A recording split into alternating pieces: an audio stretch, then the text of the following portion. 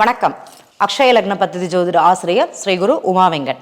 புதன் ஒரு ஜாதகத்துல பலமா இருந்ததுன்னு வச்சுக்கோங்களேன், அந்த புதனுடைய தன்மைங்கிறது ரொம்ப சூப்பரா இருக்கும். எங்கெல்லாம் இருக்கக்கூடாதுங்கிறத அப்புறமாட்டி பார்ப்போம். புதனுடைய தன்மை என்ன?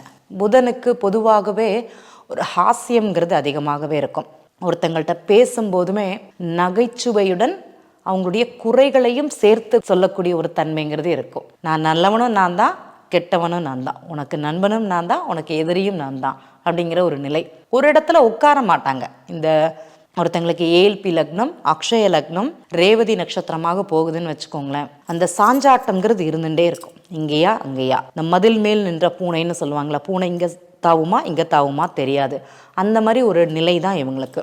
சேஃப் கோலில் தான் பயணம் செய்வாங்க, பிரச்சனையை தேடி போக மாட்டாங்க.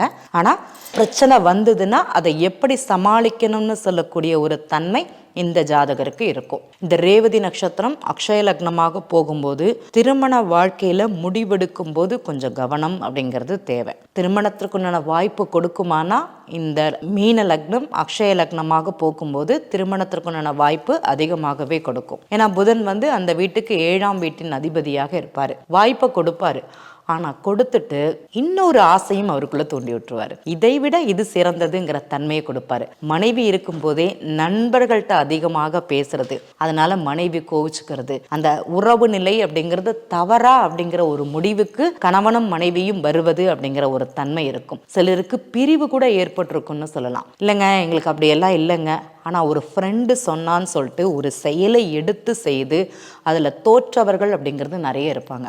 எப்போதுமே மீன லக்னம் அக்ஷய லக்னமாக போகும்போது கவனம் தேவைன்னு சொல்லுவோம். அந்த ரேவதி நட்சத்திரம் 4 பாதங்கள் போற வரைக்குமே எந்த ஒரு முடிவும் எடுக்காதீங்க. தற்போதைக்கு எந்த ஒரு செயலும் ஆரம்பிக்க வேண்டாம். உங்க அங்காளி பங்காளி சொன்னாலும் சரிதான், உங்க மனைவி சொன்னாலும் சரிதான், உங்க ஃப்ரெண்டு உற்ற நண்பர்னு சொல்லக்கூடிய யார் சொன்னாலும் சரிதான், தற்போது எதையும் செய்யாதீர்கள் அப்படிங்கிறத அவங்களுக்கு சொல்லுவோம். ஏன்னா இந்த காலகட்டத்தில் அவங்களுக்கு தகுந்த காலமாக இருக்குமானா இருக்காது, முறையான அணுகுமுறைகள் இருக்குமானா கண்டிப்பாக இருக்காது. இவங்கள செயல் சொல்ல சொன்னோன்னா அதை கேட்கக்கூடிய திறன்கிறது ரொம்ப கம்மியாக இருக்கும். பாதி கேட்டுட்டு பாதி விட்டுருவாங்க. அதனால அங்கே தோல்விங்கிறது அதிகமாக தழுவக்கூடிய நிலைங்கிறது அங்கே இருக்கும். சரிங்க, இந்த கடக லக்னம் போகுது, ஆயில்ய நட்சத்திரம் புதன், அது எப்படி இருக்கும்? பாம்பு மாதிரி கொத்திகிட்டே இருக்கும். ஆயில்யம்னாலே பாம்பு தான், சர்ப்பம் தான், கொத்திக்கிட்டே இருக்கும். எதுக்கு கொத்துதுன்னே தெரியாது. யாராக இருந்தாலும் சரி, ஃப்ரெண்டாக இருந்தாலும் சரி, அம்மாவாக இருந்தாலும் சரி, அப்பாவாக இருந்தாலும் சரி, தனக்கு செய்ய வேண்டிய காரியங்களை மற்றும் நேக்கா கொண்டு போகக்கூடிய நிலைங்கிறது அந்த ஆயில்ய புதனுக்கு இருக்கும். ரொம்ப கவனமாக பழகக்கூடிய ஒரு கேரக்டரும் கூட. வேண்டான்னா வெட்டி விட்டுரும், தேவைன்னா மட்டும்தான் அதை எடுத்துக்கும். இதெல்லாம் நீங்கள் பார்த்தீங்களா, நீங்கள் உணர்ந்திருக்கீங்களான்னா நிறைய ஜாதகங்களில் பார்த்துருக்கோம். இந்த பெற்றோர்கள்ட்ட இந்த தன்மையும் சொல்லியிருக்கோம். அது தவறு கிடையாது. இப்போ அவங்க ஏதோ ஒரு நிகழ்வுகளால் இந்த மாதிரி மாற்றங்கிறது அவங்களுக்கு இருக்குது. அதுக்கப்புறமாட்டி அவங்களுக்கு ஒரு தெளிவு கிடைக்குமானா கண்டிப்பாக கிடைக்கும். அது வரைக்கும் வெயிட் பண்ணுங்க. நீங்கள் சொன்னாலும் புரிந்து கொள்ளக்கூடிய நிலைங்கிறது அந்த குழந்தைகளுக்கு கிடையாது அப்படின்னு தான் சொல்லுவோம். இதுவே கணவன் மனைவியாக இருந்தாங்கன்னா தேவையில்லாமல் கோவப்படுறது, சண்டை போடுறது, சச்சரவு அந்த மாதிரி இருக்கும். இது ரொம்ப நாள் இருக்குமானா இருக்காது. இந்த ஆயில்ய நட்சத்திரம் போகக்கூடிய 4 பாதங்கள். ஏன்னா புதன் 3ஆவது வீட்டுக்கும் 12ஆவது வீட்டுக்கும் அதிபதி. அப்போ இந்த ஆதிபத்தியம்னால அந்த தவறான செயல்கள், கேட்பது, செய்வது, செலவு பண்றது, இந்த மாதிரி நிறைய இருக்கும். கேட்டா கூட காது கொடுத்து கேட்குமானா கேட்காது, தேவை இல்லைன்னா கூட அது இருக்கும். ஆனா யார்கிட்ட எப்படி பேசி தன் காரியத்தை சாதித்து கொள்வதுங்கிறது இந்த புதனுடைய நட்சத்திரம் போகும்போது சூப்பரா புரியும் அப்படிங்கிறது உண்மை. இந்த விருச்சிக லக்னம் அக்ஷய லக்னமாக உங்களுக்கு போச்சுன்னு வச்சுக்கோங்களேன், புதன் உதாரணமாக விருச்சிக லக்னத்துக்கு லக்னத்திலேயே உட்கார்ந்து இருக்கிறாரு. சூப்பரா இருக்கும். பூர்வ புண்ணிய செயல்கள் நல்லா இருக்கும், குலதெய்வத்தோட அமைப்புங்கிறது நல்லா இருக்கும். புதன் நல்ல இடத்துல இருக்கிறாரு.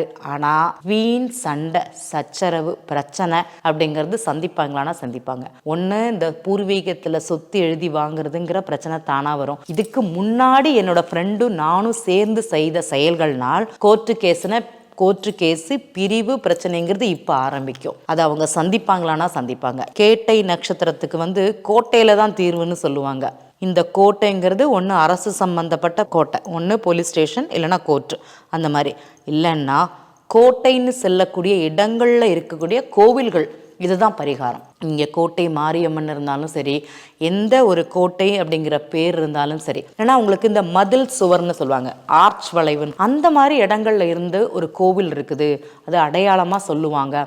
அந்த கோவிலுக்கு போயிட்டு வாங்க, கண்டிப்பாக மாற்றம்ங்கிறது உங்க வாழ்க்கையில வரும். புதன் ஒரு ஜாதகத்துல நல்லா இருந்ததுன்னா சூப்பரா இருக்கும். இந்த பாவகங்களில் இந்த நட்சத்திரங்கள் போகும்போது புதன் நல்லா இருந்ததுன்னா சிறப்பாக இருக்கும். இல்லை அப்படின்னா இந்த மாதிரி பிரச்சனைகள் சந்திப்பாரானா கண்டிப்பாக சந்திப்பார் அப்படிங்கிறத சொல்லலாம். இந்த லக்னங்கள் போகும்போது புதன் 6, 8, 10, 12 இருக்கக்கூடாது அப்படிங்கிறத மட்டும் இந்த இடத்துல பதிவு பண்ணிக்கிறேன். சரிங்க, இந்த லக்னம் இல்லை, பொதுவாகவே எங்கள் ஜாதகத்தில் புதன் எப்படி இருக்குன்னு கேள்வி கேட்டாங்கன்னா, இப்போ உதாரணமாக இந்த மீன லக்னத்துக்கு புதன் எங்கே இருக்குதுன்னா உங்களுக்கு ரிஷபராசியில் இருக்குது. சூப்பராக இருக்குது. குழந்தைகளால் பேரும் புகழும் கிடைக்கும். பூர்வ புண்ணிய அனுகூலம்ங்கிறது இருக்குது. முயற்சியினால் வெற்றி அப்படிங்கிறது கண்டிப்பாக கிடைக்கும். எதையாட்டி ட்ரை பண்ணிகிட்டே இருப்பாங்க. பழைய நட்புகள் எல்லாம் திரும்பி வரக்கூடிய ஒரு காலம்னு சொல்லலாம். அதே மாதிரி அப்பப்போ ஃப்ரெண்டு வந்து போவாங்க அப்படிங்கிறது சொல்லலாம். திடீர்னு பார்த்தீங்கன்னா நிறைய நட்பு சேர்ந்ததுன்னு சொல்லுவாங்க இந்த 3ஆம் பாவகத்தில் இருக்கும்போது. உதாரணமாக இருக்கும்போது செய்யுமானா அந்த வேலையை புதன் செய்யும். தன்னுடைய பேச்சு திறமையினால் தன்னுடைய டெக்னிக்கல் வைஸாக ஹேண்டில் பண்ணுவாங்கன்னு சொல்லுவாங்க. இவங்க சூப்பராக ஹேண்டில் பண்ணுவாங்க. தொலை தொடர்புகள் மூலமான பாக்கியம் இவங்களுக்கு இருக்குதானா இந்த காலகட்டத்தில் இருக்குது. யாராக இருந்தாலும் சரி, ஒருத்தன் நம்பி இவன்கிட்ட கொண்டு கொடுத்து இதை நீ செய்யி நான் பார்த்துக்கிறேன்னு சொல்லுவான். அதே மாதிரி குருக்கள் தேடி வரக்கூடிய ஒரு அனுகிரகம். இன்னைக்கு ஒரு ஜாதகத்தில் ஒரு குரு எனக்கு அமையிறது, என்னுடைய வாழ்க்கையில் ஒரு குரு அமையிறது கஷ்டம். அக்ஷய லக்னம் மீன லக்னமாக இருக்கும்போது புதன் சொல்லக்கூடிய கிரகம் 3ஆம் இடத்துல இருந்ததுன்னா குரு என்னை தேடி எனக்கு அட்வைஸ் கொடுப்பாரு. எனக்கு ஒரு செயல் இதை செய்யின்னு ஒரு வாக்கு கொடுப்பாரு. அதை நான் செய்வேன். அதனால என் வாழ்க்கையில் மாற்றம் ஏற்படும் அப்படிங்கிறது தெரிஞ்சுக்கோங்க. 12 ராசி கட்டங்களில் புதன் எந்த பாவகத்தில் இருந்தால் சிறப்பு அப்படிங்கிறத மீண்டும் ஒரு வீடியோவில் பார்க்கலாம். நன்றி.